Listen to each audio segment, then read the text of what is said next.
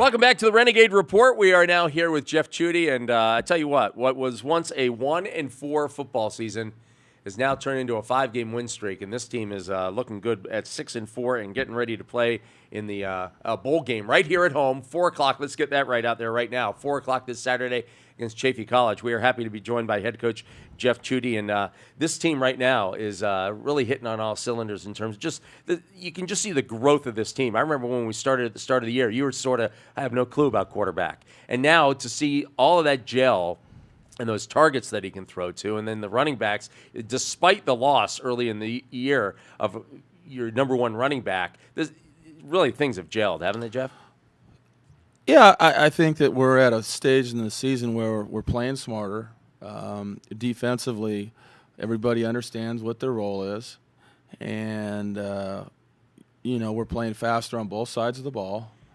And our guys are making plays. I think at the end of the day, we've started off and, losing Curtis was a lot more than just losing your best running back. He is a guy that was a team leader where there was a void. Right.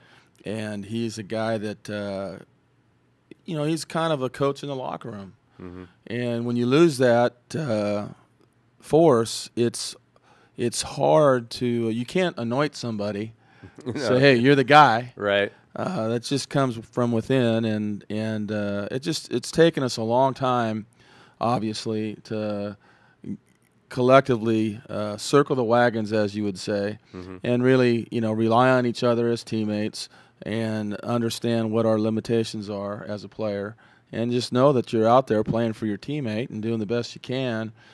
And as coaches, we've obviously become a little bit more understanding of where we're at as a team, and what our limitations are as a football team as well. So sometimes we were trying to stick a square peg into a round hole, and it didn't quite work. But never does.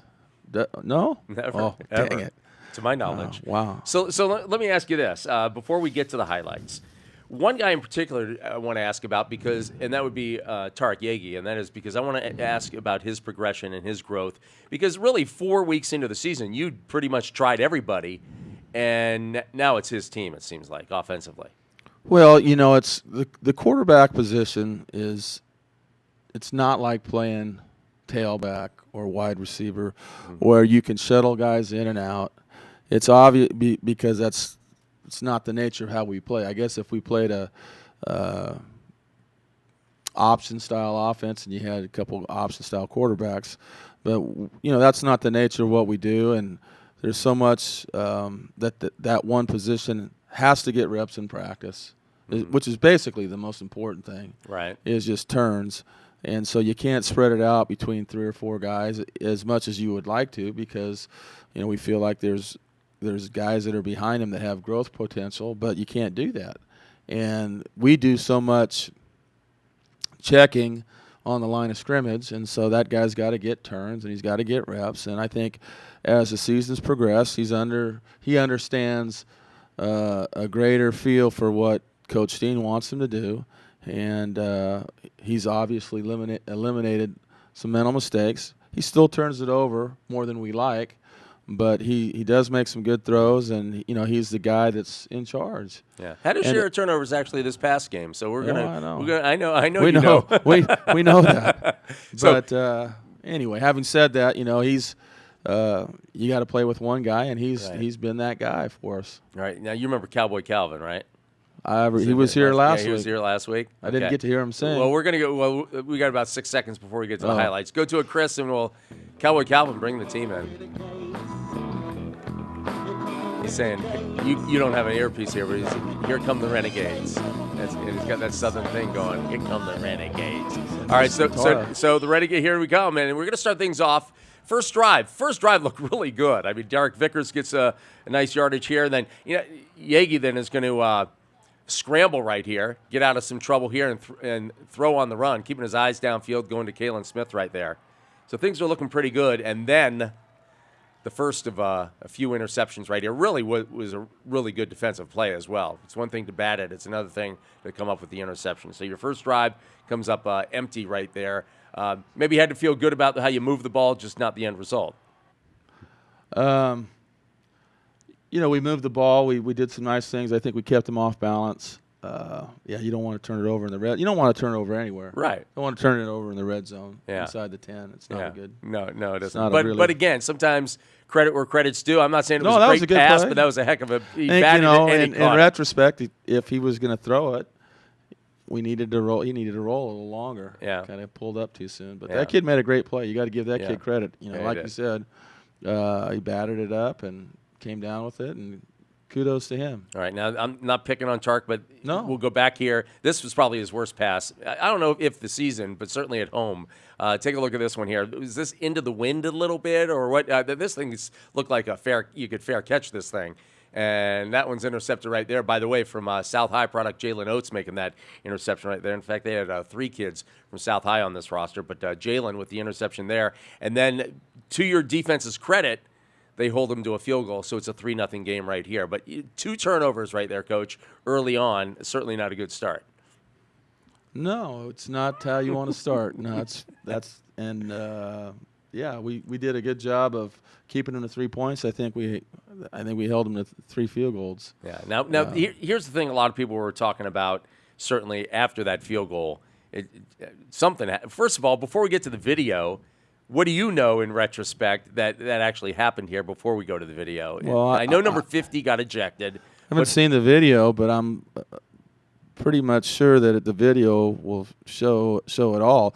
No, they had a kid right hook. One of our defensive linemen just clocked him. Okay. I mean, our film shows that. Yeah. And then that kid was on the ground, and then after that, it was that the big guy got on top, started wailing away, and it was a mini melee. Our camera trained from the field goal, and then it went to this, and it got there as quickly as possible. But it's actually mid-melee right there. Yeah. Flag coming down. Yeah. And then one guy just goes after Darren Agi right there and sort of pulls him away, and that got ugly for a second. Yeah. Is that Marzette right there sort of helping out? So anyway, and then their coaches. I mean, to be honest with you, I was a little shocked at this, but their coaches right here look like, a little too much testosterone going on there. I mean, what is that? Because you're supposed to be the example out there and cool everybody down. You think that there's this bad blood between. And there's the guy that got ejected, by the way. Before you comment on that, I want to show you this. Will you ever wear leggings like that, Coach? No. I don't see that happening. I had to throw that in there because I saw those and I just said, I don't know anybody on your staff that would ever wear those. No. I don't think they could survive the humiliation they'd incur after that. But no, I don't see that. I saw those. I had to put it in. So anyway, back to the situation. I thought their coaches. Not all of them. There was a few of their coaches were out of line, and that's the one thing, and that gives community college football in general a bad name at times. Mm-hmm. And it's not so much the players. In that case, it was their coaches, and that was it was embarrassing for all of us, to be honest with you. So, it is what it is, and. Well, let's get back. Hopefully, those guys will learn from that. Yeah. Well, let's get back to the football on the field and pick things up. And Triton Douglas, who I think we're going to have in the studio a little later on. Triton was a workhorse. Yeah, for and he us. carried the load right here. I mean, he drags guys. Typical Triton. If you tackle him high, he's going to grab you, take you another 5 or 6 yards, and then.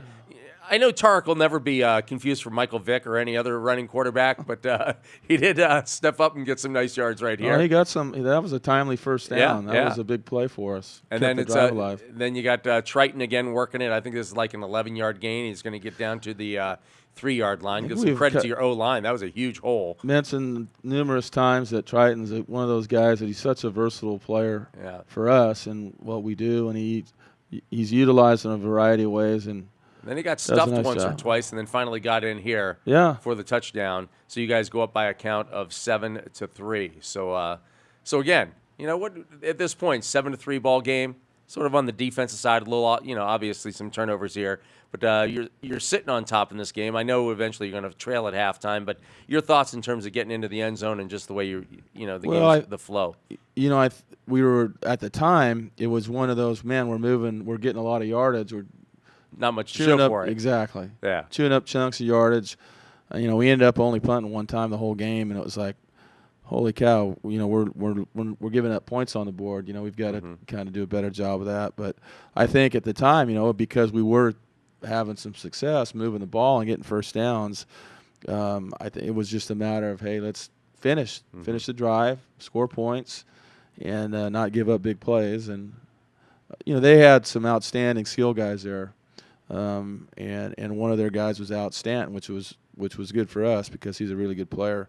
But their skill guys had a couple skill guys, 2 and 5, that created some issues for everybody all season. And it was just they're a big play team, and I think our feeling was if we could make them go 15, 18 plays, and then that would bode well for us. All right, so I'm going to show one play at the end of the first quarter, and then we'll get into second quarter. But Khalil Ely, sometimes you're the hitter, and sometimes you're the hit-E. Khalil taking a hit right here. We're going to slow it down. 2-on-2 crime right here. This is missed a couple tackles, and you know what, though? He popped right back up. He did. Lay down no, there. He did. He did pop up. He didn't miss a play, got up, and we missed a couple tackles for pretty big gain. Now, second quarter, did you think this was a personal foul on this play at the end of the run by the quarterback? I personally did not, but I'm just a guy standing here. Is this where the that right there? Well, I think the kid was taking a slide. There's one later. It could have been because he led with his shoulder. But there was one later on in the game where their guy went after our guy. We were in man coverage there, and that's a tough route to defend. And you're counting on the pressure getting to the quarterback. Right. So leverage-wise, we were in trouble. If he was going to get it off, that was going to be tough to cover. But, there was later on a penalty that they called on us that was actually their guy going after our guy, but their guy was a little bitty guy, tried to blindside our guy, and he fell down because it just wasn't big enough, I guess. But that was, I don't know. That was debatable, but I guess I could see why they threw it. All right, Chris, we're going to let this segment run a little long. We're going to go to one more clip, and then we'll go to a break. But we're going to pick up start with, again, special teams has been good for you guys all year long. Nice kickoff return right here by Dominic Frash.